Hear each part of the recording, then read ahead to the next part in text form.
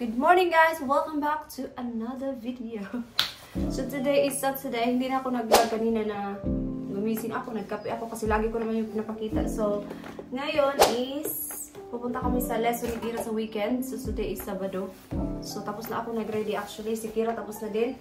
So yung ginamit ko lang yung aking body warmer and yung belt ginamit ko din today. Ito yung nabili ko sa Shein na 3 pounds something lang siya. 3 pounds and 5 pence. So, yung mura lang siya. So, tinry ko lang siya today. Actually, gagamitin ko talaga to para sa aking, outfit na for British citizen ba. So, yeah, okay naman yung quality niya actually. Naghahanap ako ng iba pa kagabi, pero sabi ko, hindi ko pa naman kailangan. So, hindi. Nag-stop muna ako mag-scroll kagabi. So, yeah, nag-makeup lang ako ng, very, very light. Ginamit ko din yung aking sponge na nabili ko kahapon. So yeah, so far, all good na. So, hintayin na lang namin si mother-in-law and then we're going to Eastbourne. Si Kira, nasa sala lang siya. Nanood siya ng kanyang sa tablet pa. So yeah, siguro mag-vacuum muna ako while meron pa akong 20 minutes. So, nakalimutan ko palang magpabango. So, ito yung ginagamit kong pabango. Itong Victoria's Secret. Ano lang siya? Parang mist. Yeah, mist actually siya. So, yeah. Gumamit din si Kira nito. Kasi gusto din daw niya magpabango. Nag-blush on din yung si Kira. Bango niya, fresh lang siya ba? Mas gusto ko pa yung mga mist kaysa talaga sa pabango ba. Kasi yung mist, lang, parang pang daily talaga siya ba. So, naka-basic lang ako ba. Ito yung gamit ko. Nabili lang to sa, sa Sainsbury's. 8 pounds ata yan sa Sainsbury's. Lagyan natin ng konting, dagdagan natin yung ating highlighter konti para mag-shine. Sige, okay na yan. So, nag-vacuum na ako. Madali lang naman. 5 minutes vacuum, better than nothing. All good. Nandito kami ngayon guys sa Danelle. Si mother-in-law nag-park lang. Nandito siya. Kami ngayon guys sa loob ng Danelle. Kasi magkakape kami ni mother-in-law. So, naghahanap ako ng kurtina ba na yung para bang sheer ba tawag doon. Nahanap ko siya. Si mother-in-law nandun siya sa kitchen bed. So naghahanap ako ng kurtina. Baka nandito sa kabila. Nakasil yung iba. Yung iba, full price. Dito ako talaga bumili ng mga beddings kasi mura lang. Tsaka, depende sa gusto mong quality. So, ang dami. Pero white kasi talaga yung beddings namin. Anyway, yung hinahanap ko is cortina. Bakit sa beddings tayo napunta? Doon sa taas yung cortina. Kasi meron yung mga blinds. Baka nandoon. Kasi wala dito. Hanapin ko muna. Baka nandito lang ba? Pero wala talaga. Sa taas na lang. O yan. Yung na yan. Cushion na yan. Ganda no. Ganda nito.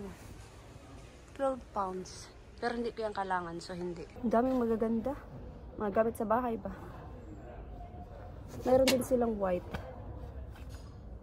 Pero hindi ko naman kailangan yan. Ang ganda nito.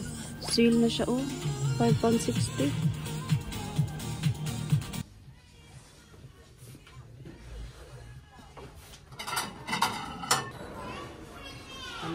You buy after 5 good stuff. And they're really good.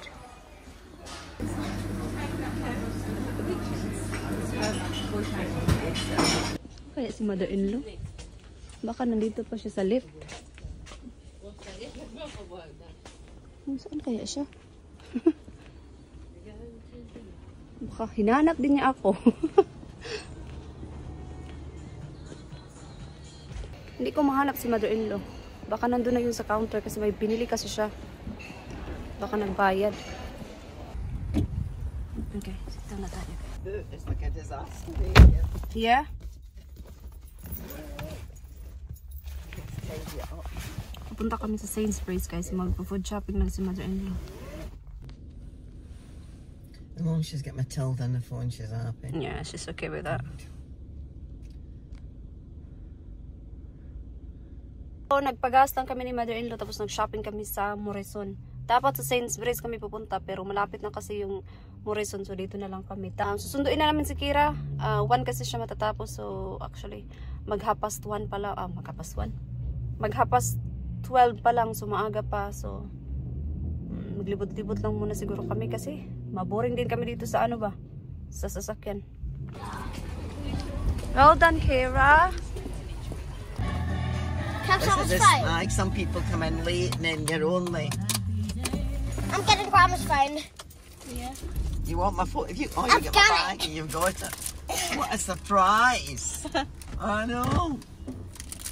We're back home. Nagluto na ako. Anong oras na ba? 1:30. So si Dib nandito na yun maya-maya.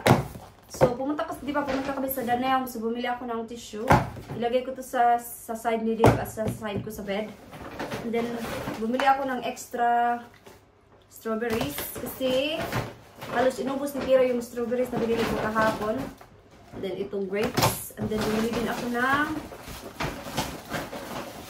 tissue sa kusina. Kasi paubos na yung amin. So yeah, so magla-lunch lang ako guys kasi ako ay nagugutom na.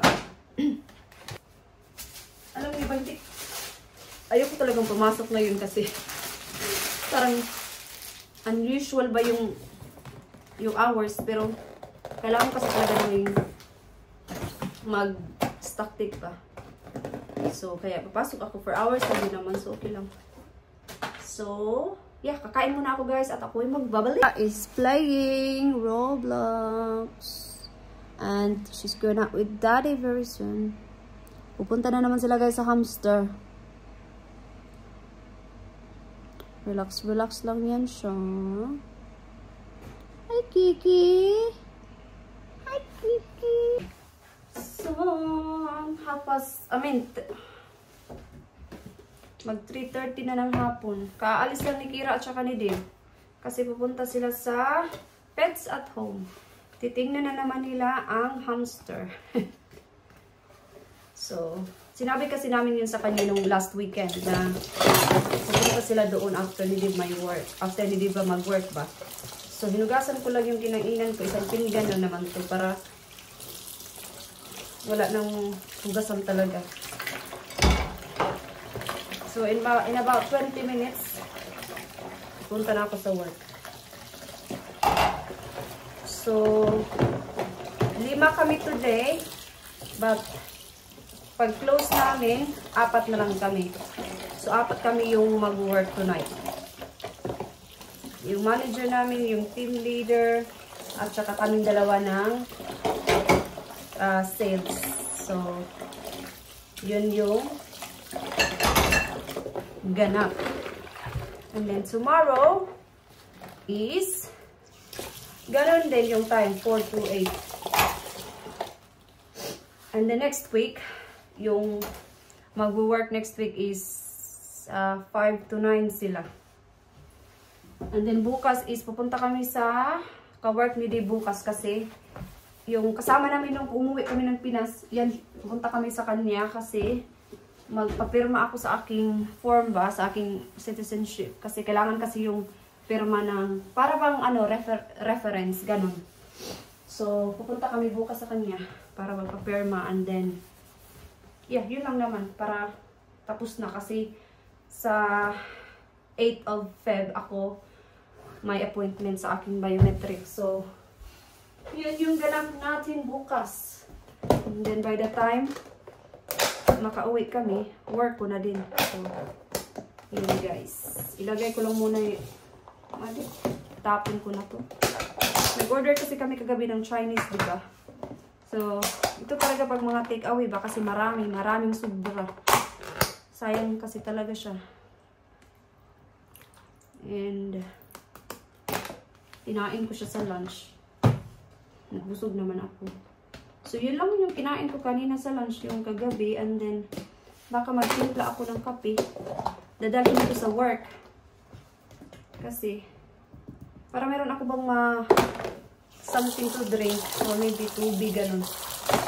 Or a bar of chocolate to nibble. Yan. Meron kaming food dito sa work, See. Let's eat. Hi everyone. Gabi na. Dito ako sa CR kasi nag-hotbath kasi ako. So ngayon maglagay lang ako ng aking skincare. And then papunta ako sa kusina kasi magkuha ako ng tubig kasi lagi kasi ako may tubig sa sa bedside ko. So 8 kami natapos pero hindi pa talaga siya tapos.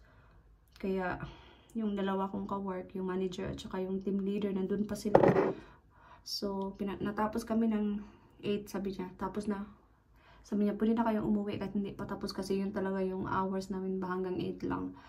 Tapos, yeah, pagka-uwi ko, kumain lang ako.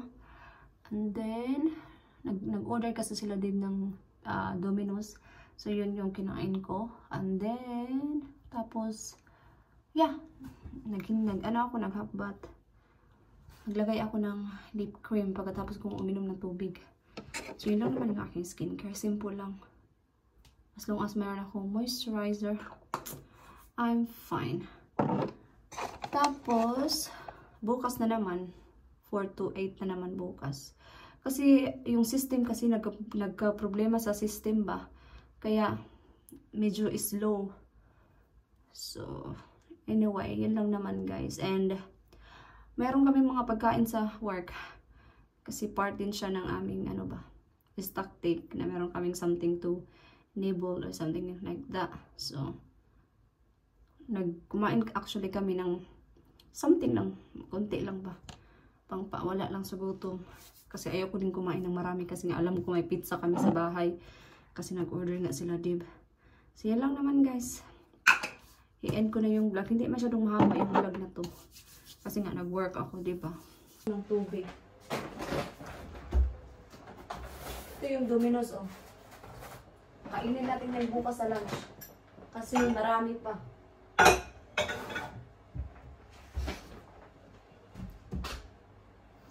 Yung oras na ba? Magda 9:10 na ng gabi. Aga pa. So, manood lang muna ako ng video sa YouTube. Tapos, i-edit ko tong video na to.